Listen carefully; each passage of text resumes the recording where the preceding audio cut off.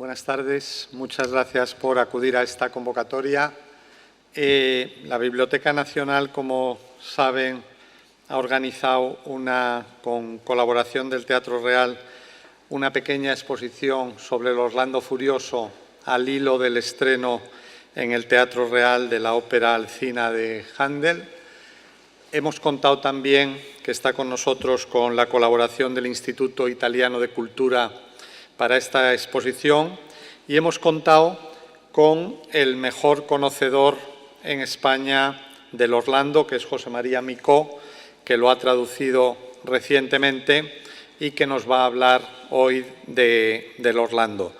La biblioteca está, como es natural, enormemente agradecida a José María Micó, que además ha tenido el detalle de preparar para ustedes un pequeño papel con un trozo, con 4 octavas de su traducción, especialmente elegidas de una escena en que se encuentran Alcina y Ruggiero, ¿no? Y bueno, no tenemos palabras para decir lo mucho que agradecemos a José María Micó el que esté aquí hoy con nosotros. Así que les voy a pedir un aplauso de agradecimiento y bienvenida.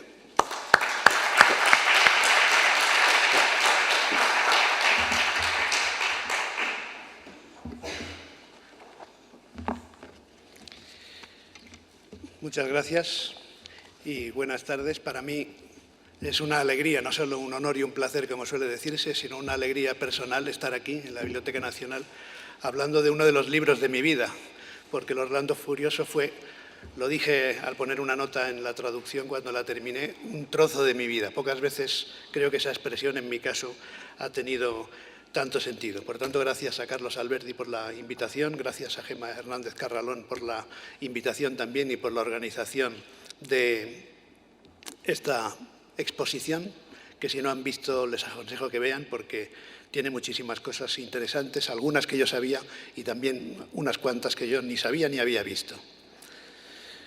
Permítanme que empiece ya aburriéndolos con una lista de nombres. De hecho, entre los muchos encantos del Orlando Furioso están las ristras de nombres propios, por ejemplo, en los pasajes en los que pasa revista a los capitanes de los ejércitos cristiano y sarraceno, príncipes, nobles, generales, cuyos nombres combinan la realidad y la ficción y que aparecen colocados en la estrofa por su colorido fonético o simbólico o exótico. Yo haré una lista mucho más breve de personajes reales. Cervantes, Lope, Góngora, Quevedo, Albinoni, Lully, Händel, Vivaldi, Galileo, Voltaire, Giordano Bruno, Tiziano, Fragonard, Tiepolo, Rubens, Calderón, Metastasio, Casanova, Foscolo, Goethe, Benedetto Croce, Hegel, Haydn, Poussin, Luca Ronconi, Garcilaso, Scarlatti, Delacroix, Carducci, Jean Ferrer, Virginia Woolf, Ingres, Borges, Calvino, Guido Crepax y podríamos seguir así con unos cuantos versos más. Esta enumeración heteróclita, que dista mucho de ser completa, de hecho no he dicho nada de los grabadores, que son una parte importante de la historia del Orlando Furioso y que pueden ver en la exposición o completar con el estupendo folleto que la acompaña. Esta lista, digo, va de la literatura al cómic, pasando por la ópera, el dibujo, la escultura o el teatro experimental.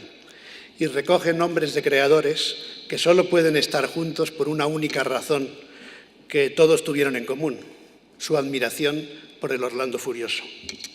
Uno de ellos, Jorge Luis Borges, y precisamente en un poema titulado Ariosto y los árabes, que pueden ver también en la exposición, resume en pocas palabras la paradójica fortuna que merecen los creadores de las obras más célebres de cualquier especie. La gloria, dice Borges, es una de las formas del olvido. Esta es la gran paradoja de los creadores, cuya gloria los conduce también inevitablemente al olvido. Con los altibajos propios de su condición de obra clásica y a pesar de las caprichosas alternancias del gusto, El medio milenio que nos separa de la primera edición, que apareció en 1516, aunque no recogía todavía la versión definitiva porque Ariosto siguió trabajando en el texto durante prácticamente el resto de su vida, el Furioso ha conocido todo tipo de imitaciones, homenajes y reescrituras. Pertenece, por tanto, a un linaje de pocos libros, al que pertenecen también la Divina Comedia, el Quijote, el Fausto o la Ilíada. Obras excepcionales que a veces olvidamos que son tan excepcionales porque son también el resultado o la obra de personas, de personajes que fueron también excepcionales. ¿Pero qué es el Orlando Furioso? Yo voy a intentar explicar qué es el Orlando Furioso. Alguno de los presentes lo conoce bien, alguno de los presentes posiblemente o seguramente, sicuramente, como se dice en italiano, no lo habrá leído todavía y, por tanto, esta conferencia tiene también la misión de que aquellos que no lo conozcan corran a leerlo lo antes posible, a ser posible en italiano también, que es evidentemente el grado más alto de perfección de una obra original. Si tuviera que definirla en una frase, diría que el Orlando Furioso es sencillamente una novela en verso. Lo definiríamos como novela en términos actuales, pero es una novela en verso y, por tanto, un híbrido o un engendro que hoy nos parece extraño, pero que evidentemente era en la época el cauce habitual de la literatura. Es también, además de ser una novela en verso, la obra de una vida, como ya les he dicho. Las primeras noticias de la redacción del texto son de hacia 1505, cuando Isabela d'Este dice que ha llegado a Mantua Ludovico Ariosto y que ha estado entreteniéndola, dice, con la obra que está componiendo. Esa obra que estaba componiendo era el Orlando Furioso. 11 años después publicaba la primera edición, 5 años después, en 1521, la segunda, y otros 11 años después de revisión y de ampliación, en 1532, la tercera. Por tanto, la obra de una vida, la de Ludovico Ariosto. Si no les importa, voy a acercarme a la...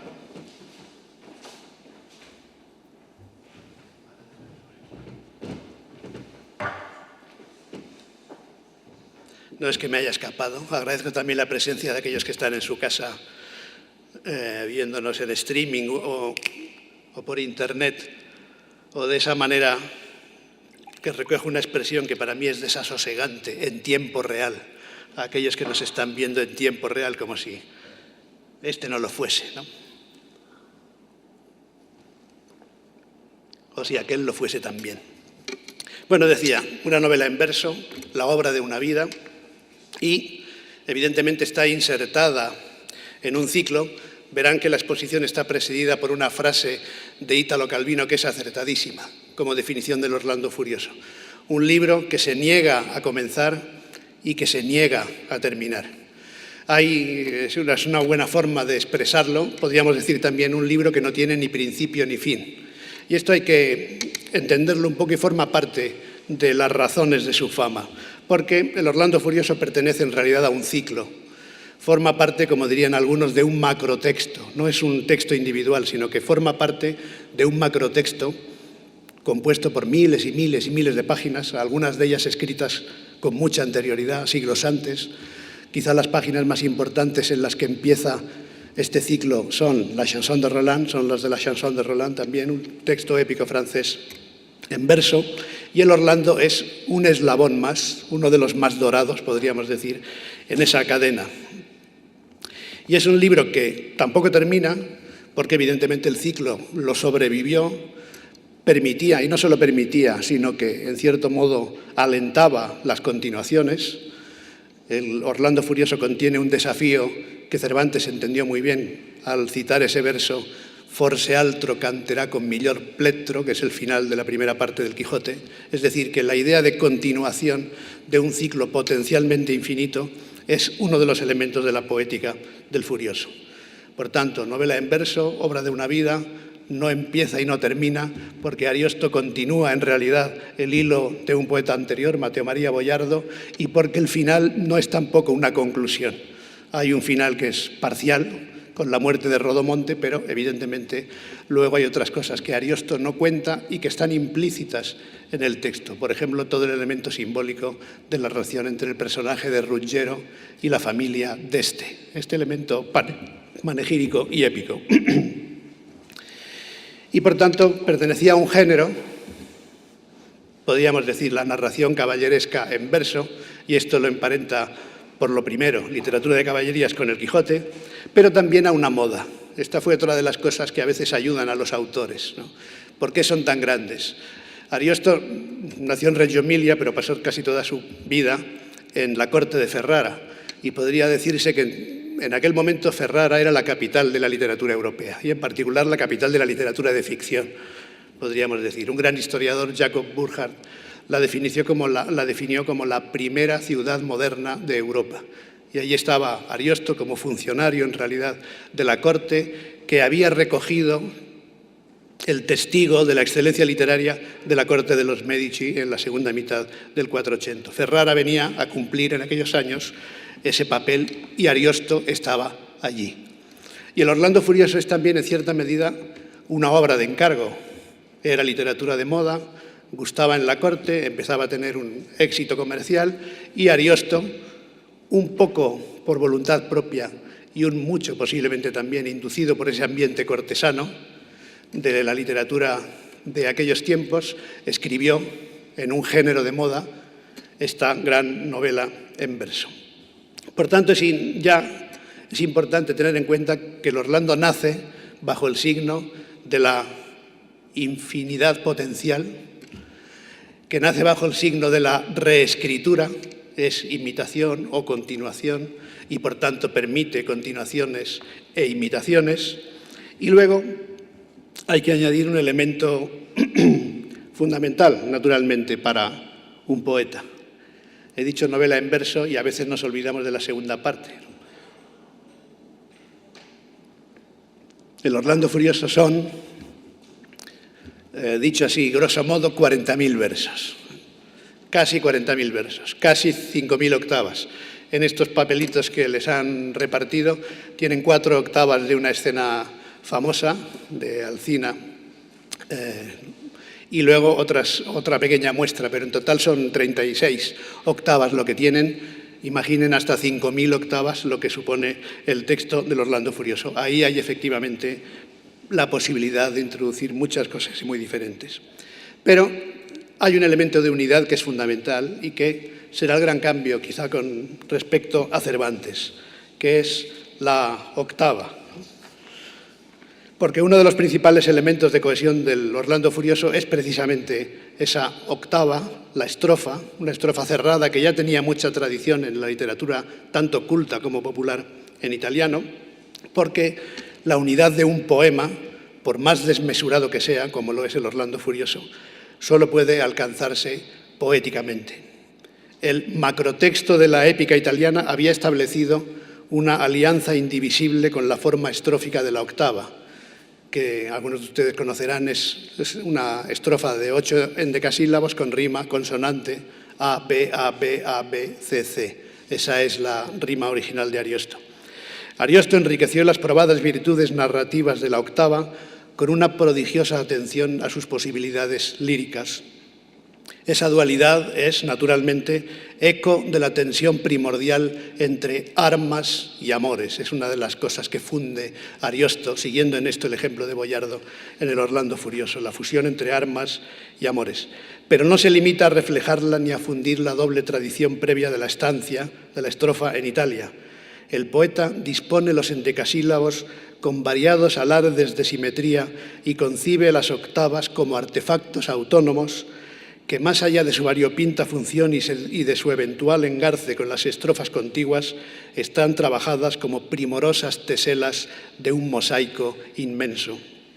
Son verdaderos microtextos, ya que antes hemos usado la palabra macrotexto para definir el ciclo de esta literatura en la que se ensarta el Orlando Furioso. A Ariosto le interesaban también estos microtextos, las escenas, las octavas, donde caben, a pesar de ser mínimas unidades textuales, descripciones, comparaciones, enumeraciones, quiasmos, paralelismos, anadiplosis, armonías vocálicas y todo tipo de recursos fonosimbólicos que a menudo incluyen juegos expresivos con nombres de personajes y lugares. Naturalmente es muy difícil resumir, o por lo menos lo es para mí, resumir en un minuto los 40.000 versos del Orlando Furioso, pero podríamos convenir en que hay tres asuntos principales. Hay, desde luego, muchas historias intercaladas,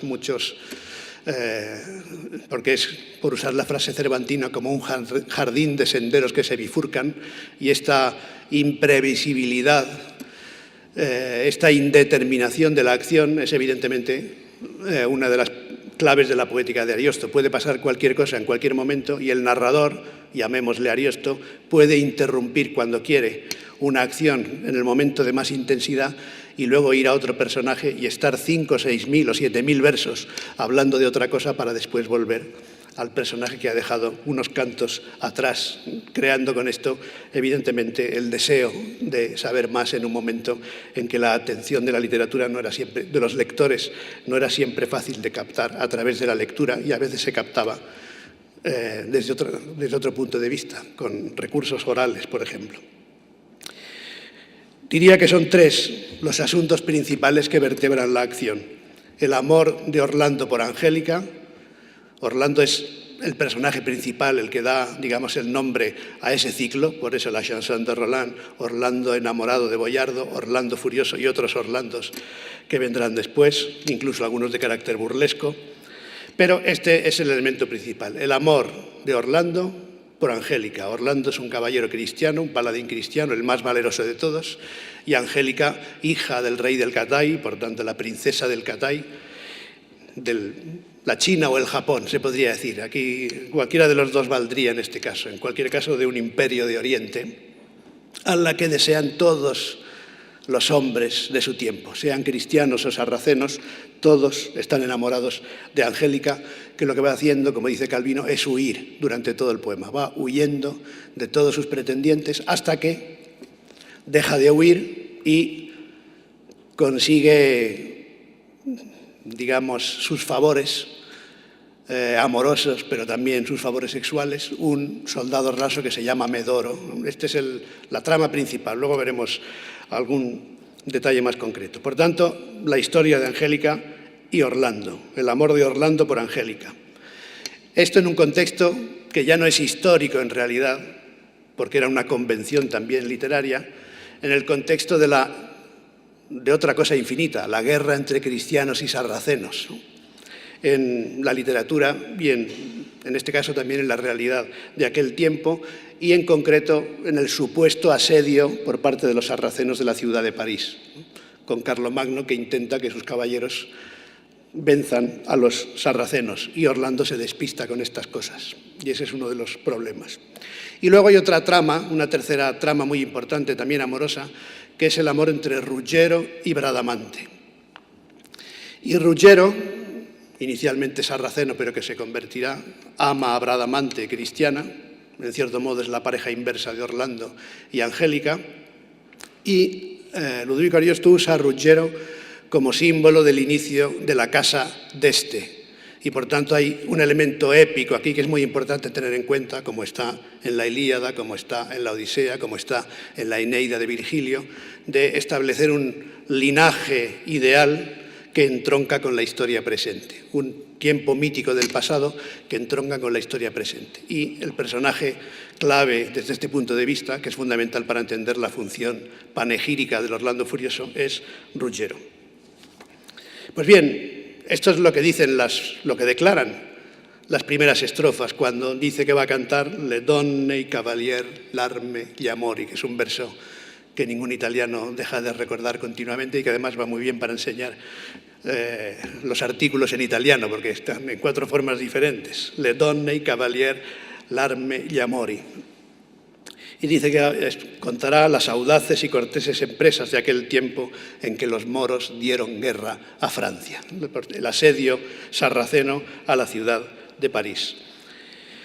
Y Orlando se vuelve furioso, es decir, se vuelve loco precisamente por amor y por desengaño amoroso, luego lo explicaré, de Angélica.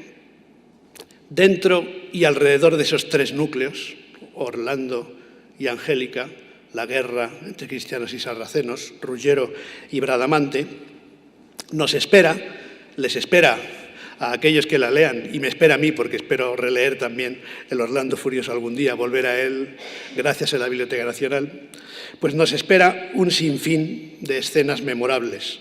Unas recogen y mejoran los hábitos del género de esta literatura caballeresca, de ficción y de fantasía. Anagnórisis, es decir, reconocimientos entre personajes que no se han visto durante mucho tiempo. Tajos, asedios, alegorías, monstruos, tempestades, pócimas de invulnerabilidad, metamorfosis, profecías. Y otras encierran las más elementales pasiones de los humanos. Las caricias de Angélica a Medoro, los desatinos de Orlando cuando pierde la razón, tan quijotescamente o prequijotescamente, la búsqueda impaciente de Bradamante o la lujuria, la envidia, los celos y el adulterio. Todo eso está en el Orlando Furioso. La tradición, es decir, los lectores, los primeros lectores y los primeros oyentes, porque el Orlando tuvo también esa difusión oral, como ya he dicho, identificó muy pronto los episodios y personajes principales, que son más o menos los que acabo de mencionar. Pero además hay otros episodios: el Palacio de Atlante, la isla de Alcina, el viaje de Astolfo a la Luna, porque también hay un episodio de viaje a la Luna en este texto tan curioso de 1516.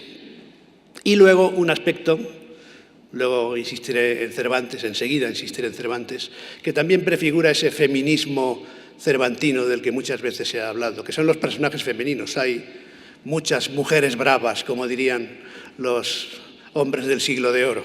La misma Angélica, naturalmente, pero también Marfisa, Bradamante, Olimpia, o personajes que tienen este elemento mágico, seductor, aparentemente pecaminoso, como por ejemplo la maga Alcina, que es el episodio en el que se fijaron Händel y su libretista para esta ópera que se estrenará pronto.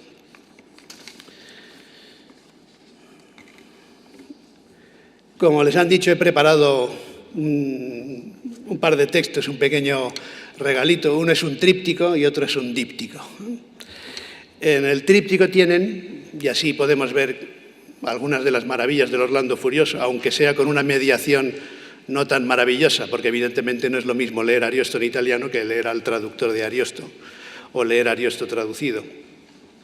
Pero en este tríptico tienen precisamente 4 estrofas que en realidad en el episodio de la ópera están muy modificadas, porque evidentemente los libretistas de los siglos XVII, XVIII y XIX, que durante esos siglos se hicieron muchas versiones, transformaron bastante el texto original, sobre todo por razones métricas, porque una ópera hecha solo con las octavas de Ariosto no tendría ningún sentido dramatúrgico y ningún sentido musical también, y por tanto el texto es muy distinto. Pero esta es una pequeñísima muestra del episodio de la isla de Alcina. Alcina es una maga que consigue convencer, consigue cautivar a todos los hombres que pasan por allí. Uno de los primeros que pasa es Astolfo, otro de los personajes, y después de haber conseguido engañar a Astolfo, consigue engañar a Ruggiero. Y este es el pasaje en el que Ruggiero es seducido por Alcina. En este caso les he puesto el texto italiano para que vean a la izquierda ese grado que decía yo antes de elaboración de las estrofas, de estos microtextos, de estas octavas maravillosas. Por ejemplo, en la comparación de la tercera estrofa, ¿no? Leo la traducción. Alcina es en realidad una mujer vieja, pero con la magia consigue aparecer hermosísima a todos los hombres que caen rendidos a sus pies, y se presenta delante de Ruggiero prácticamente desnuda, ¿no? Poca ropa llevaba, ni una falda, ni una basquiña. Solo se cubría con un fino cendal y una ligera camisa blanca de excelente lienzo. Ruggiero la abrazó, cayó su manto y quedó solo un transparente velo que nada oculta, como un cristalino jarrón lleno de rosas o de lirios. Esta comparación final de la mujer casi desnuda, vestida con un velo transparente, con un jarrón lleno de flores y que por tanto se siguen viendo las flores detrás del cristal. O bien la escena del beso final, ¿no? Cómo explicar el deseo que sienten estos dos amantes con una comparación clásica, la hiedra y la vid o la hiedra y la planta, ¿no? Más fuertemente que la hiedra abraza a la planta que trepa a su costado, se estrecharon aquellos dos amantes, recogiendo en sus labios la suave flor del alma, más bella y perfumada que las simientes indias o sabeas. Ellos pueden decir cuánto se goza, pues tuvieron dos lenguas en la boca. Aquí pueden ver un poco cómo traduje yo. Hay traducciones del siglo XVI y del siglo XIX que respetan la rima AB, AB, AB, CC, pero cometen muchas infidelidades del sentido literal. Yo, evidentemente, usé un criterio distinto, mantengo la métrica en endecasílabos, prescindo de la rima AB, AB, AB, CC, pero cierro la octava con un pareado para dar idea de estrofa, para que no se difumine la idea de estrofa que es fundamental en el Orlando. Y termino con un pareado en rima asonante, que naturalmente en la literatura castellana es más aceptable que en otras literaturas, en las que la asonancia no se considera ni siquiera rima, pero en castellano la rima de las vocales es una rima aceptada, goza, boca en este caso, ¿no? Pero por poco italiano que sepan, yo les recomiendo que prescindan de mi traducción y vayan al original. Del gran piacer che avean lor dicer tocca, que spesso avean più d'una lingua in bocca. Que lo digan ellos, el placer que sentían, pues tenían más de una lengua en la boca y por tanto pueden explicarlo muy bien. Pues bien, la ópera de Händel, Alcina, se basa en este personaje y en este episodio del que les he dado yo una pequeñísima muestra, la isla de Alcina, que es uno de los, junto al viaje a la luna y el Palacio de Atlante, uno de los momentos mágicos de esta novela, que también es una novela de fantasía, una novela maravillosa, una novela de ficción en el sentido fantástico de la palabra. Y en el otro papelito, en el díptico, les he puesto 8 pasajes muy breves, escogidos arbitrariamente, en realidad. Y como ven, pues todos ellos de 4 estrofas, pero hay uno que se enlaza. Y esto es una especie de Orlando en miniatura, que es lo que estoy intentando explicar también en esta sesión. Un Orlando en miniatura, casi un bonsái del Orlando, ¿no? Estos son 32 estrofas y tienen que pensar ustedes que el Orlando Furioso en su conjunto son 5.000. Pero aquí he hecho, digamos, una especie de antología lineal con una muestra de pasajes. No he puesto las primeras estrofas porque, en fin, son famosísimas, pero sí una muestra de lo que ustedes se pueden encontrar en el Orlando Furioso cuando lo lean, si no lo han hecho ya. Por ejemplo, el primer episodio, el primer fragmento, Angélica y el ermitaño. No los voy a comentar todos con detenimiento porque no acabaríamos nunca, pero les diré 4 cosas o 2 cosas de cada uno de ellos para que se lleven la idea en su conjunto de qué es el Orlando Furioso y de qué habla, ¿no? Angélica huye de todos sus pretendientes. Ya en el primer canto tenemos la intromisión extraordinaria de la ironía del narrador. Esto es una de las grandes cosas que aprendió Cervantes de Ariosto, la ironía del narrador, porque uno de los tópicos de esta literatura es la virginidad femenina, naturalmente. Y Angélica, que va por todo el mundo saltando y huyendo de sus pretendientes, resulta que todavía es virgen, ¿no? Luego, efectivamente, perderá la virginidad en brazos de Medoro, en los brazos de Medoro, en el punto central de la obra.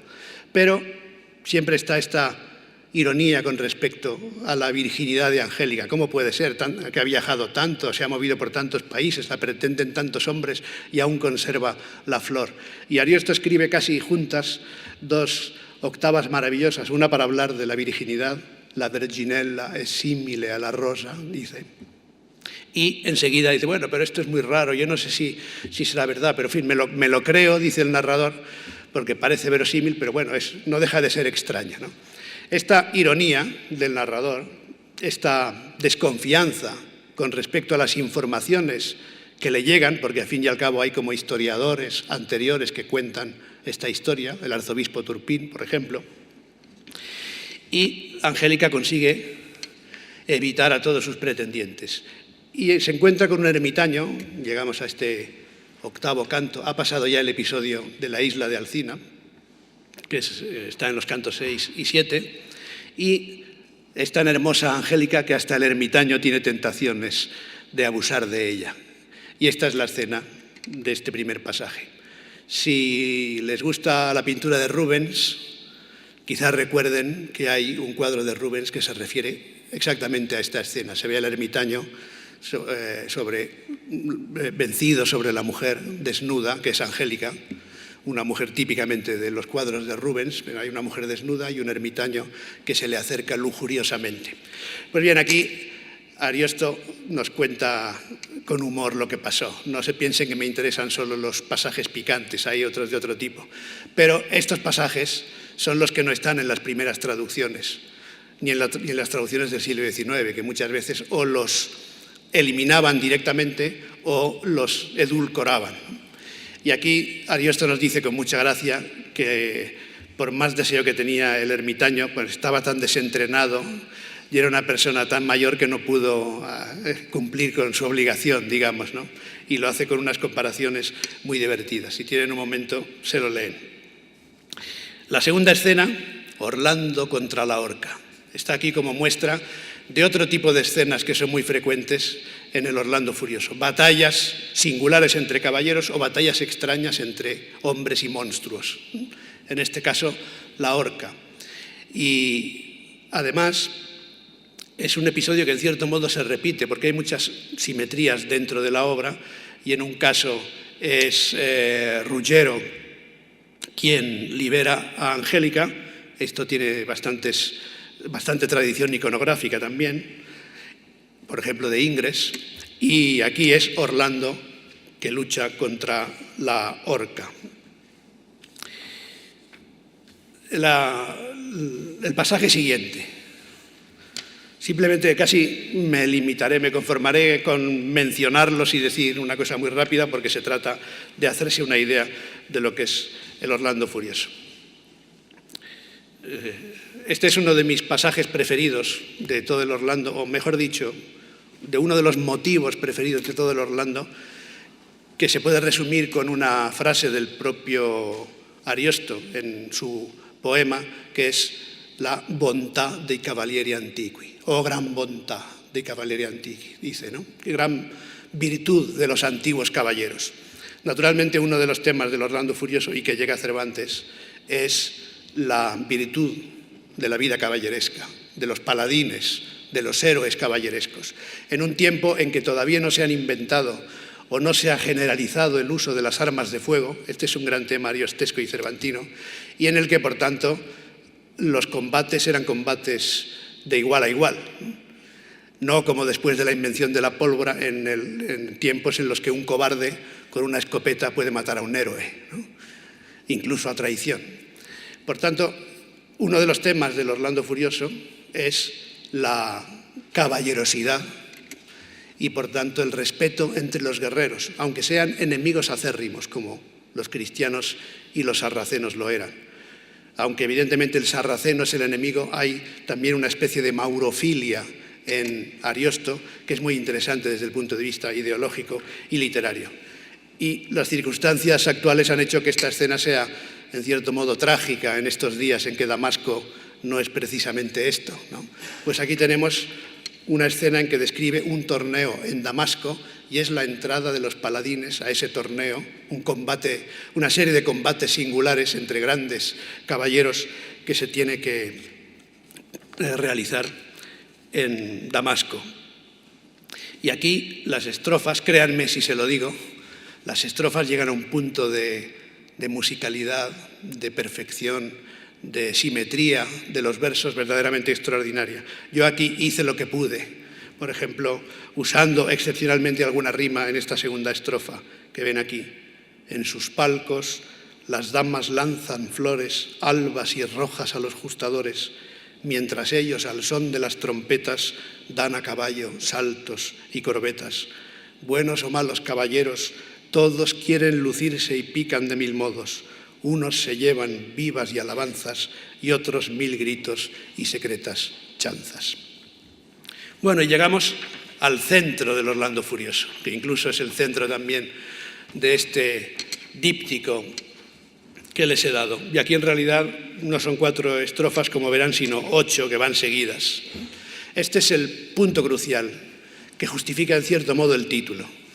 Pero no deja de ser una cuestión menor con respecto al conjunto. No crean que esto es lo único que pasa en el Orlando Furioso. Pasan muchas cosas más. Pero justo en el centro, matemático incluso, se podría decir, o aproximadamente en el centro matemático por número de versos y de cantos, el Orlando Furioso tiene 46 cantos y esto pasa al final del canto 23, que es uno de los más largos. Y por tanto, en el centro neurálgico de la obra se produce la crisis. La crisis es la locura de Orlando. ¿Por qué Orlando se vuelve loco? Este es un elemento muy importante porque naturalmente Orlando es el héroe de la chanson de Roland, dotado de características fundamentalmente épicas. El elemento erótico o amoroso es secundario o insignificante o ni siquiera hace acto de presencia en los textos épicos medievales. Boiardo le añade el elemento erótico, el elemento amoroso, el elemento sentimental en su Orlando innamorato o l'innamoramento de Orlando, que es como parece que hay que decir de manera más precisa el título del texto que Ariosto continúa con su Orlando Furioso. Y si la obra de Ariosto se titula así, Orlando Furioso, es por este episodio, porque pierde la cabeza. ¿Por qué pierde la cabeza? Porque después de perseguir durante miles y miles de versos a Angélica, su amada, esta se entrega a un soldado raso sarraceno, que se llama Medoro. Y se describe en términos muy hermosos desde el punto de vista poético. Aquí no hay obscenidad, hay sentimiento, sentimentalidad, pasión. Y en un albergue de un pastor y de su mujer allí consuman la unión, de manera que efectivamente Angélica pierde esa virginidad mítica de la que se habla desde el principio, la pierde con un soldado raso para escarnio de todos los paladines cristianos y sarracenos de su tiempo que no han conseguido nada de Angélica. Y entonces Orlando descubre las huellas de ese amor, porque, como según parece siguen haciendo algunos enamorados, Angélica y Medoro escriben, ¿no? con un puñal. Medoro escribe en los árboles y en las piedras, dice, resumiendo el amor, ¿no?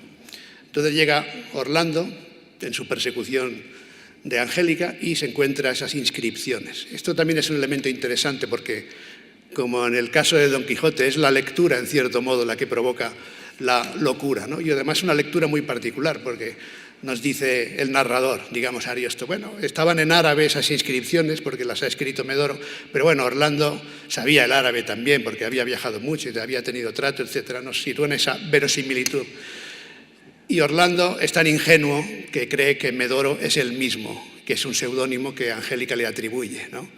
Y primero se alegra, pero luego, por los detalles, se empieza a dar cuenta de que no habla de él porque él no ha llegado a esos extremos con Angélica y entonces pierde la razón por un supuesto engaño que no es tal, porque Angélica, como las mujeres de Cervantes, es libre de hacer lo que quiera, ¿no? Y por tanto no hay adulterio, no hay engaño, no hay nada, sino simplemente desamor. Angélica no está enamorada de Orlando, ¿qué le vamos a hacer? Y aquí tienen La pena de Orlando, que es un pasaje maravilloso en el que se escinde su mente. No son lágrimas estas que he vertido con tan largo caudal desde mis ojos. No cesó mi dolor con tantas lágrimas, pues se han secado y mi dolor persiste. Es el humor vital que el fuego manda por el mismo camino hasta los ojos y lo iré derramando hasta que un día con mi dolor acabe y con mi vida. Cuando empieza el llanto como casi consecuencia fisiológica de su pena, ¿no?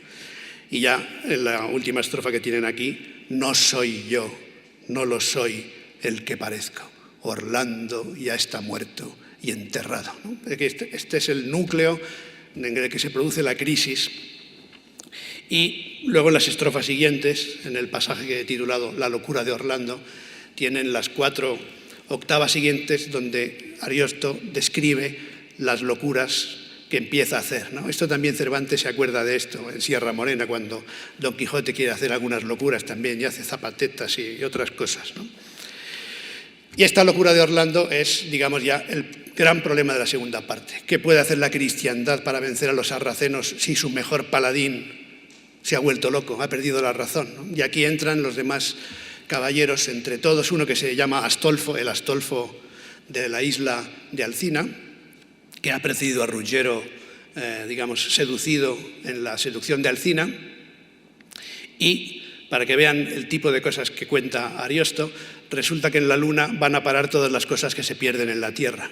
Y por tanto, el juicio de Ariosto está en la luna, dentro de una botellita, de una redoma. Y Astolfo se sube al hipogrifo y hace un viaje a la luna, uno de los más interesantes viajes a la luna de la literatura universal, sobre el hipogrifo y con otros medios también. Y entonces Astolfo llega a la luna, recupera la botellita, la redoma en la que está el juicio de Ariosto, vuelve a la tierra y consiguen metérselo por la nariz, ¿no?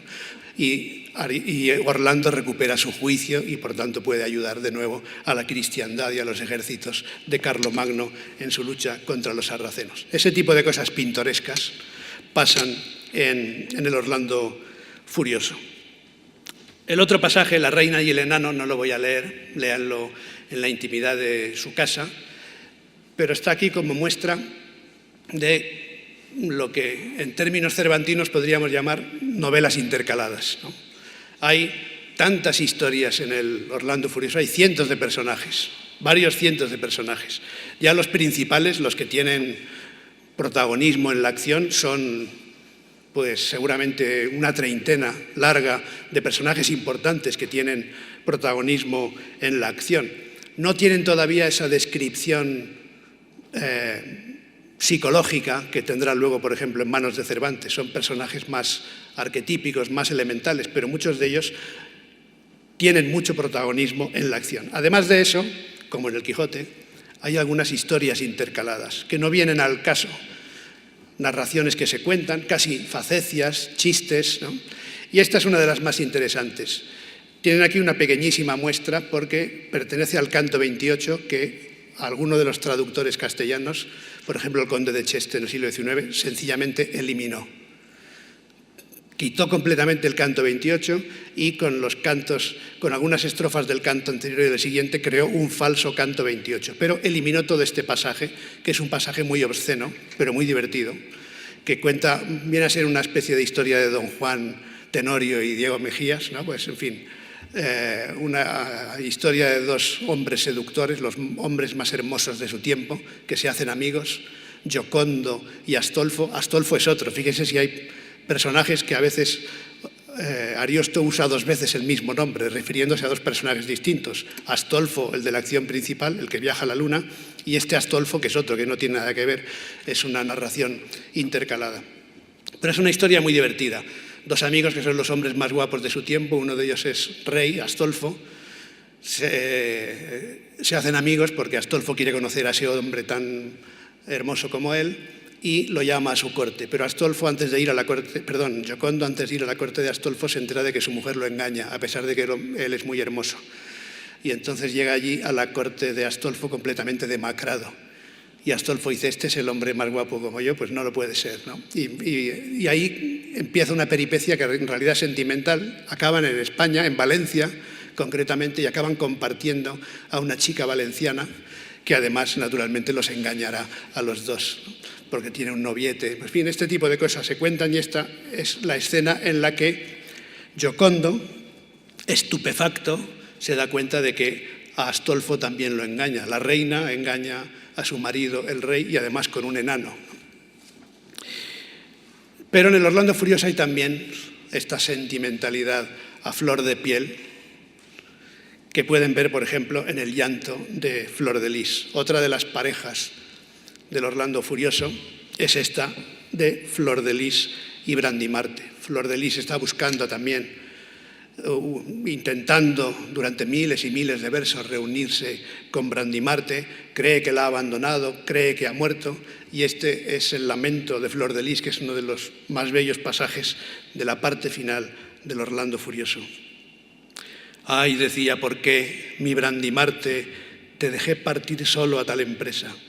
Todas las otras veces que te fuiste, tu flor de lis te acompañaba siempre. Bueno, y sigue con esta lamentación. ¿Es este Brandimarte, es este el reino cuyo cetro esperabas en herencia?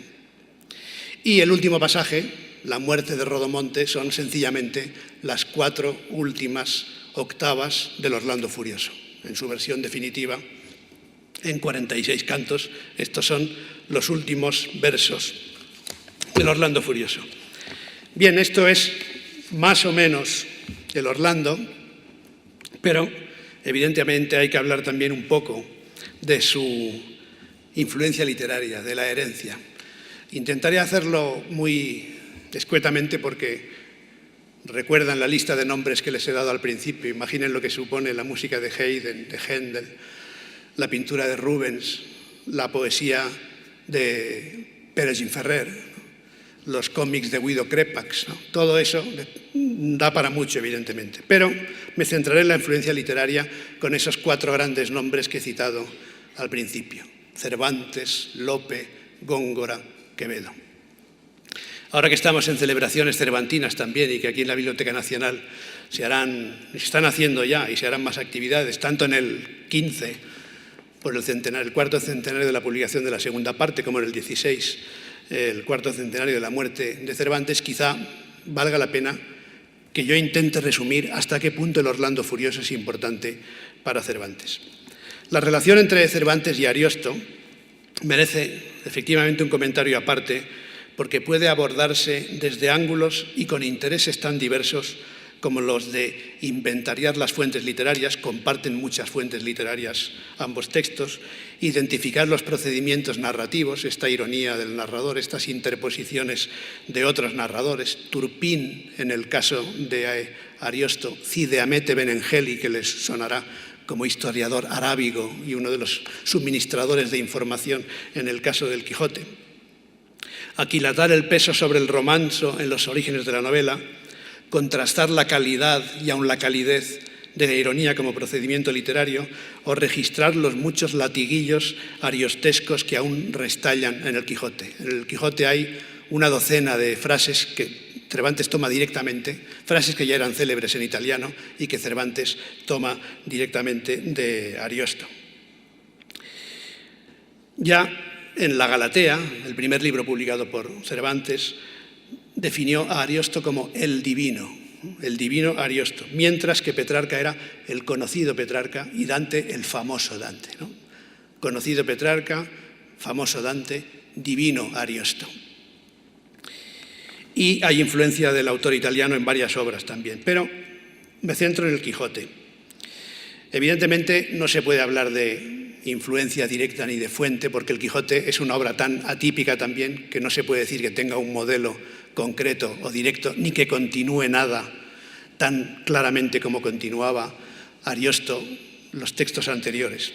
Pero evidentemente el gran modelo de Cervantes fue Ariosto y el Quijote es el resultado del mejor discípulo, creo yo, del autor italiano. Ningún otro texto ha dejado en Cervantes huellas tan numerosas ni tan determinantes. Es el primero de los modelos invocados en los primerísimos versos de Urganda la desconocida. Antes de empezar el Quijote, antes de la primera frase famosa, en un lugar de la Mancha están los poemas, estos poemas atribuidos a personajes de ficción, uno de ellos Urganda la desconocida. Lo primero que cita Urganda la desconocida es Orlando Furioso. Y muchos elementos de la novela cervantina tienen alguna relación con el Orlando. Por ejemplo, el escrutinio de la librería, este protagonismo de la literatura, la invención de Cide Hamete Benengeli, que se remite al Turpín de la narración carolingia, el episodio de Sierra Morena, Cardenio y otros locos, que también son más ariostescos o más orlandianos que el propio Don Quijote, Dorotea y otras mujeres bravas, el robo del Rucio, que es como una parodia de los robos de los caballos, que naturalmente eran muy preciados por los paladines. Hay varios robos de caballos en el Orlando Furioso. El yelmo de Mambrino, que es un elemento simbólico que está desde el principio del Orlando y que Don Quijote evidentemente aprovecha hasta la extenuación como símbolo, ¿no? El vuelo de Clavileño, que es una parodia del viaje de Astolfo a la Luna, también. Y, por ejemplo, el duelo final en la playa de Barcelona. No es porque yo venga de Barcelona, donde volveré mañana, pero no es casual que Don Quijote sea derrotado en la playa de Barcelona, porque tanto en el Orlando Inamorato de Boiardo como en el Orlando Furioso de Ariosto se habla de un duelo mítico que se tiene que producir, que aún no se ha producido, y se dice literalmente sul litto molle di Barcellona, sobre la blanda playa de Barcelona. Es decir, que desde el punto de vista literario y mítico no había un lugar mejor para ser derrotado por un enemigo, en el caso de Don Quijote, que la playa de Barcelona. Y luego están todas esas frases: nadie las mueva que estar no pueda, con Roldán a prueba, libertad te da el que sin ella se queda, que es lo que le dice Don Quijote a Rocinante, que es exactamente lo que le dice Astolfo al hipogrifo cuando lo libera. Libertad te da el que sin ella se queda.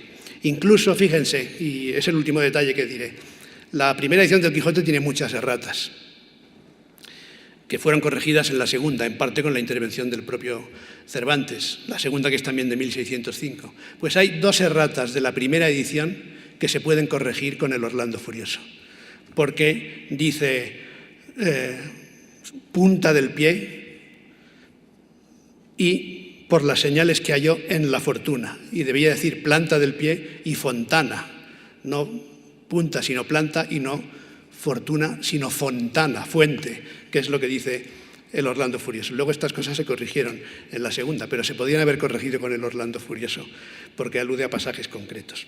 En definitiva, como sus propios personajes, Ariosto y Cervantes coincidieron sin esperarlo en el enmarañado bosque de la novela occidental.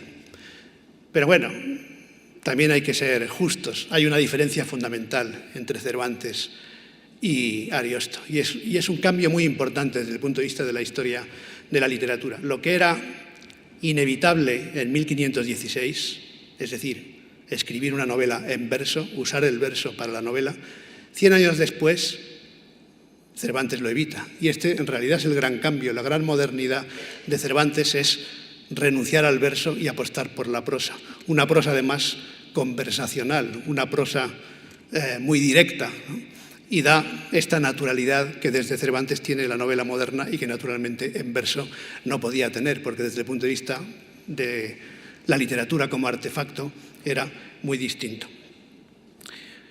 Y esta es la gran diferencia, la gran innovación de Cervantes, darse cuenta de que no tenía por qué escribir un poema, que es lo que era inevitable para los autores del siglo XVI, y que su narración podía ser de otra manera, un cambio de estilo, un cambio radical, un cambio de mundo estético, en el que se ve, naturalmente, la innovación y la originalidad de Cervantes, por mucho que debiera a Ariosto. Y los otros grandes autores también imitaron muchísimo a Ariosto. Lope de Vega escribió romances, comedias y un poema épico muy extenso, se titula La hermosura de Angélica. Y no fue el primero, ya hubo anteriormente, los pueden ver aquí, Las lágrimas de Angélica, de Barahona de Soto. Góngora escribió uno de sus romances más bonitos dedicado precisamente al episodio de Angélica y Medoro. En un pastoral albergue que la guerra entre unos robres lo dejó por escondido o lo perdonó por pobre, do la paz viste pellico y conduce entre pastores ovejas del monte al llano y cabras del llano al monte, mal herido y bien curado se alberga un dichoso joven, que es Medoro, que sin clavarle amor flecha lo coronó de favores. Las venas con poca sangre, los ojos con mucha noche, lo halló en el campo aquella vida y muerte de los hombres. Aquella vida y muerte de los hombres es evidentemente Angélica. Y en el Polifemo también hay muchas referencias. Y Quevedo. Naturalmente, cuando llegamos a Quevedo, ya este respeto lírico que Ariosto merece en las manos de Góngora, aunque Góngora escribió muchos romances paródicos, pero ya evidentemente esta poesía se había convertido en manos de Quevedo en una materia de parodia, de burla.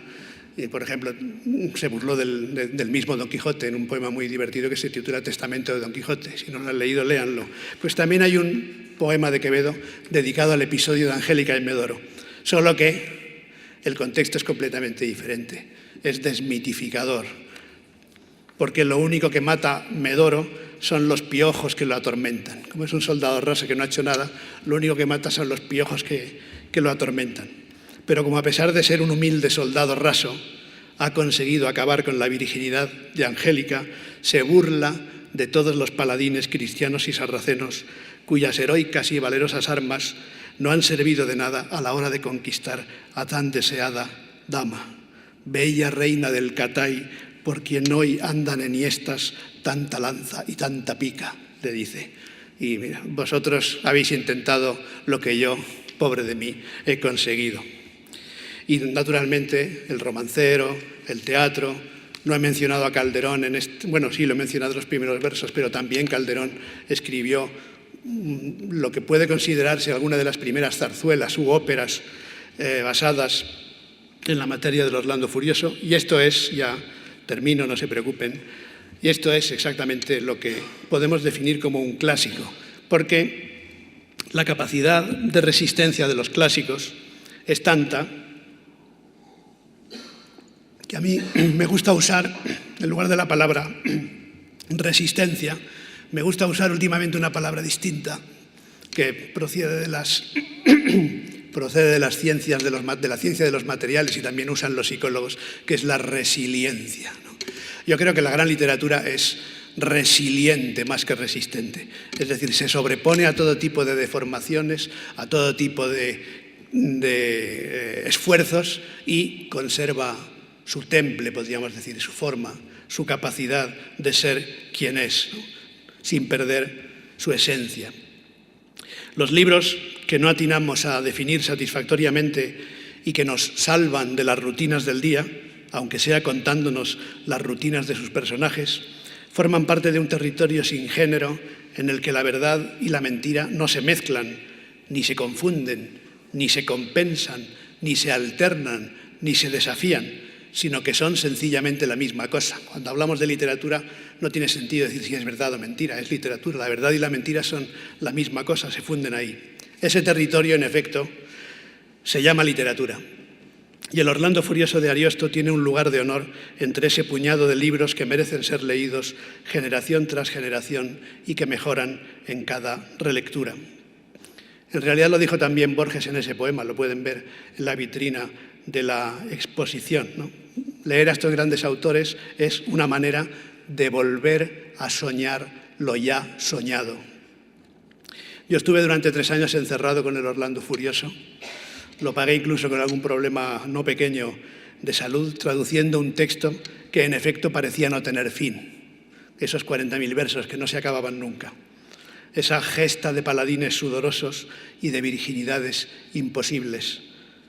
Viví sin tregua en esas estancias, perfectas como un fruto, pero no me quejo. Al contrario, estoy contento de haberlo hecho.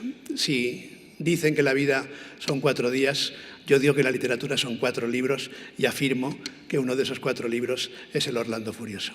Muchas gracias.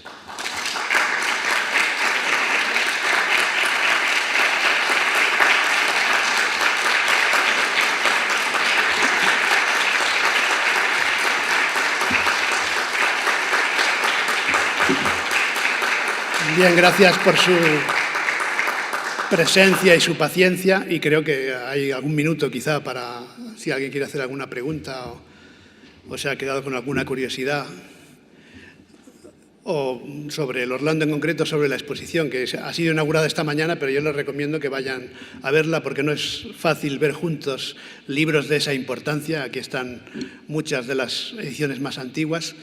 Prácticamente no he aludido a ello porque además lo pueden ver en la exposición. El Orlando Furioso es de los pocos libros de ficción del siglo XVI que se puede definir como un bestseller, en un momento en que era muy difícil darle a un botón e imprimir 200.000 ejemplares, ¿no?, como ahora se puede hacer en las grandes imprentas. Entonces, evidentemente, competían las imprentas entre sí y por eso coinciden tantas ediciones bellísimas del Orlando Furioso, por ejemplo, en Venecia, ¿no? Esa competencia editorial muestra la condición del Orlando como bestseller, a pesar de que tenía difusión también oral y no solo entre lectores, sino gente a veces analfabeta, pero que accedía a esos textos porque tenían una dimensión popular también.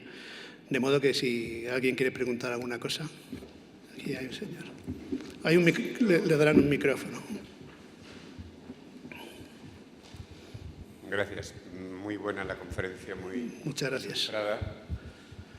¿Cómo, siendo Orlando un personaje francés, digamos que se realza a través de este italiano, ¿no? Esa es una pregunta muy interesante, no sé si sabré contestarla bien, pero digamos que el origen de todo esto es la derrota de Roncesvalles, que tiene una parte, digamos, histórica, no de detalle, pero sí una parte real de la guerra entre cristianos y sarracenos. Solo que en algunas versiones, por ejemplo, las primeras, los enemigos de la cristiandad no son sarracenos o moros o árabes, sino que son vascos, por ejemplo, ¿no? La derrota de Roncesvalles. De modo que a partir de esa derrota mítica del siglo VIII se generó una literatura de carácter popular que acabó siendo épica y, por tanto, digamos que una tendencia, entre comillas, nacional, pero tampoco es un término que pueda usarse en la época. Y el texto más importante es la Chanson de Roland. De ese texto derivan muchas versiones, en lenguas diferentes, en un momento en que Europa es Europa, pero no está configurada como ahora, porque Europa ha sido Europa sobre todo en la Edad Media, pero no estaba configurada políticamente como ahora. Y las derivaciones de la Chanson de Roland se convirtieron en textos muy populares, por ejemplo, en el norte de Italia, que lingüísticamente estaba más vinculada al sur de Francia de lo que pudiera estar modernamente. Las lenguas tampoco estaban fijadas, de manera que hay muchas versiones en los siglos siguientes, durante la Edad Media, que convierten esa obra inicialmente francesa y que sigue hablando de París como núcleo de la cristiandad y de la guerra entre cristianos y sarracenos, pero que se convierte en una obra popular también en otros territorios. Incluso en el norte de Italia, en diversos dialectos, hay versiones de la Edad Media que posiblemente ni siquiera conoció directamente Ariosto y que no conoció tampoco Boiardo, pero que eran versiones que enlazan esa chanson de Roland, típicamente francesa, digamos, con estos poemas italianos. Y luego está el elemento literario, el verso, ¿no?, que se adopta la octava como estrofa de todos esos poemas y acaba siendo, digamos, se usa una octava típica de la poesía italiana también, de modo que se italianiza más el motivo literario más que el personaje, que sigue siendo uno de los paladines cristianos y, por tanto, carolingio en el sentido del entorno y del reino de Carlomagno.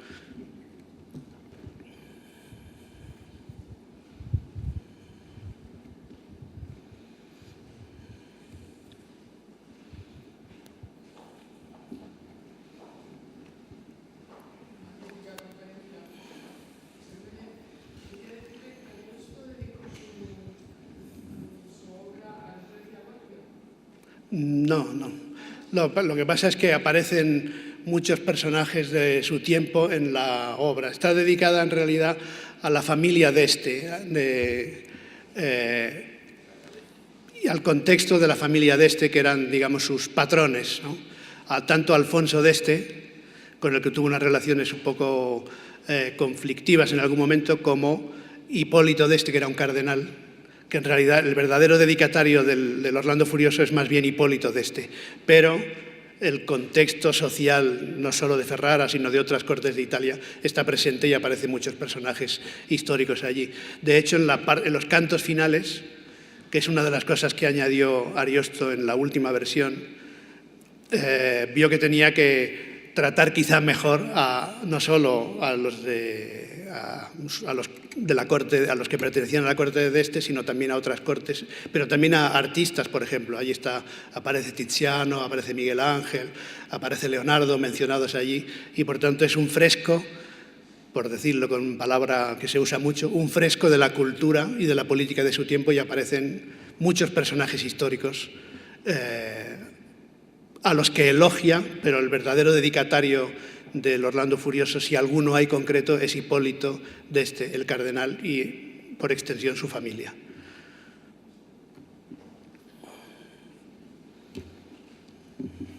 Sí, otra pregunta aquí delante, creo.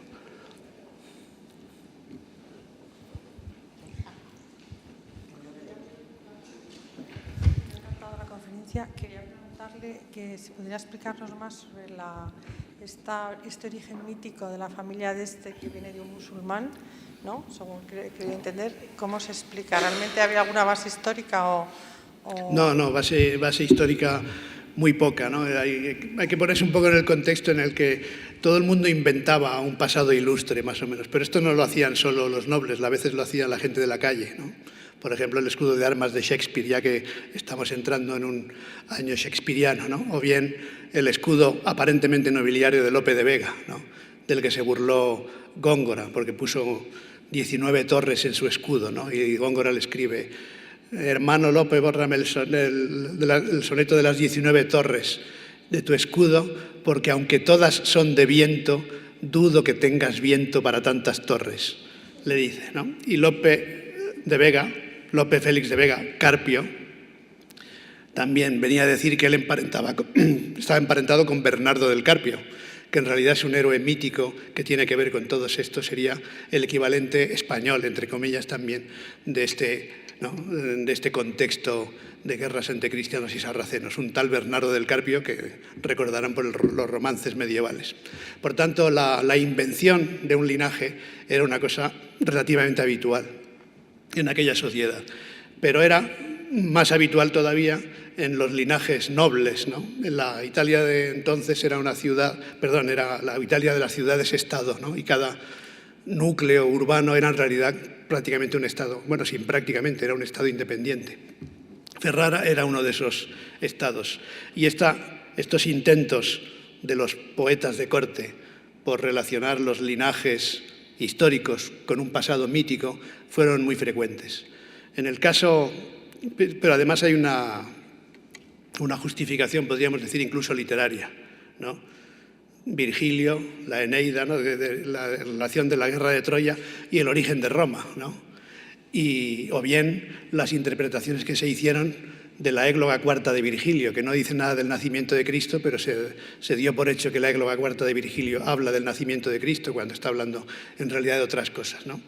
Entonces, en este contexto de poesía épica, Odisea, Ilíada, Eneida, ¿no? Llegan estos poetas y establecen también, para relacionar la historia con la ficción, en parte, establecen un vínculo con linajes del pasado, muchas veces personajes que no existieron, Bernardo del Carpio, aunque se ha discutido mucho, pero es personaje ficticio en realidad, ¿no? O bien, en este caso, el enlace sería un personaje de la acción, que es un sarraceno, Ruggiero, que por amor acaba convirtiéndose al cristianismo y acaba siendo uno de los principales héroes de la obra.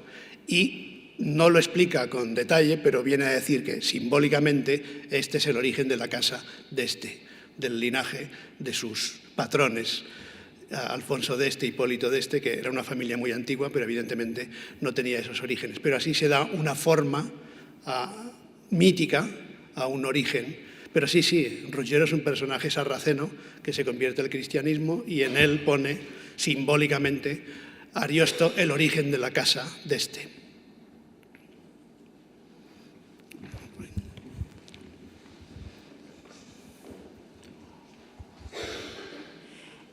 Esta mañana he visitado la exposición y, bueno, me ha parecido muy interesante cómo habla de que el otro bestseller del siglo XVI es la Jerusalén Liberata de Torquato Tasso. Y yo quería saber de qué forma se relacionan o se contraponen o conviven estas dos obras, si es posible. Sí, bueno, a ver si seré capaz de explicarlo, ¿no? Pero ese es un tema muy interesante desde el punto de vista de la evolución de las ideas literarias, ¿no? En realidad, el Orlando Furioso, como el Quijote, a su manera, creó una crisis en el sistema de géneros, precisamente por su heterogeneidad, ¿no? Aquí hemos visto escenas picantes, escenas sentimentales, el registro estilístico de Ariosto es muy variado, y Ariosto hizo una cosa que para Torquato Tasso, que escribió después, era imperdonable en términos estéticos, que era precisamente esa diseminación de argumentos diferentes, ¿no? Ese despistarse continuo por materias distintas que se alejan de la trama principal. Ese era un motivo de disensión, digamos. Y luego había otro, que el Orlando Furioso es una novela de aventuras, ¿no? Y en cambio la tradición épica, tal como la entiende Torquato Tasso y la que él quiere rescatar, es la tradición de un poema cristiano. Y por tanto se centra en las cruzadas, no ya en esas guerras entre cristianos y sarracenos que no acaban nunca, sino en las cruzadas, los héroes de las cruzadas, la recuperación de Tierra Santa y como argumento único además, no se diluye en otros intereses de otro tipo, ¿no? Y Torcuato Tasso además esto lo vivió íntimamente como una tensión personal con respecto al modelo del Orlando Furioso del que él disentía, y la Jerusalén es en cierto modo la respuesta, entre comillas, más ortodoxa desde el punto de vista ideológico y desde el punto de vista literario de la teoría de los géneros de la época, ¿no? No mezclar tanto los géneros como hizo Ariosto y escribir la gran gesta de la cristiandad. Por tanto, es un fenómeno muy interesante, ¿no? El Orlando Furioso es de 1516, 21 y 32, y la Jerusalén desde 50 años después.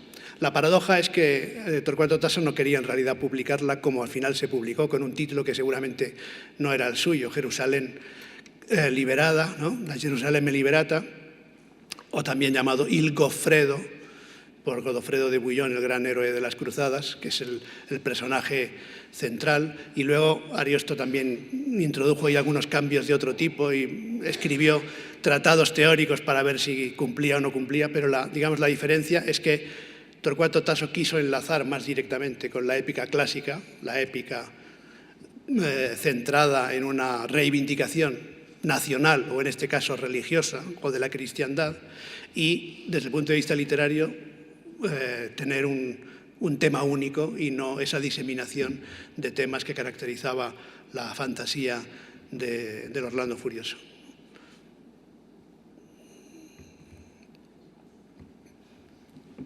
Muy bien, pues si no hay más preguntas, muchísimas gracias de nuevo a Carlos Alberdi y a Gemma Hernández Carralón por la invitación.